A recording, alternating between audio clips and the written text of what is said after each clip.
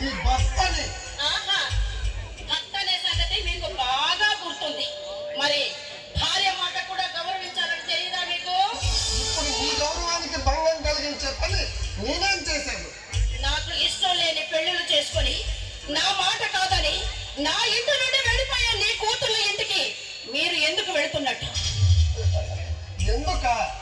ఎందుకంటే వాళ్ళు నా కూతురు, వాళ్ళే నా పంచ ప్రాణాలు. పిల్లలు వాళ్ళకిష్టమైన వాళ్ళతో చేయాలి అంతే తప్ప నీకిష్టమైన వాళ్ళతో కాదు. అలా చేస్తే వాళ్ళ జీవితాలు కూడా నాలానే తయారవుతాయి. ఇప్పుడు తమరికి ఏమి తక్కువైందనో? అయిన వాళ్ళకి ఆకులలోనా, కాని వాళ్ళకి కంచాలలోనా. భర్తని గౌరవించని నీలాంటి భార్యను బాగుపడినట్టు చరిత్రలో లేదు.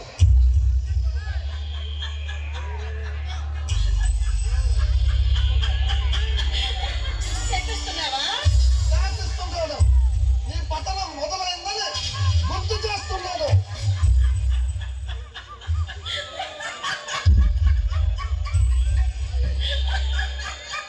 నవ్వు బాగా లేదు. చివరికి మిగిలేది నీకు ఆ నవ్వు.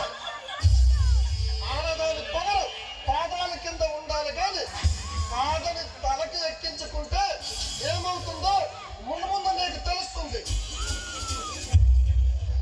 నా పొగరే నా పొగరే నా మెడలోని పచ్చని హారం.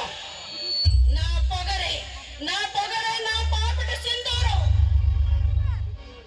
నీ పొగరే నీ పాలటి యమపాసం.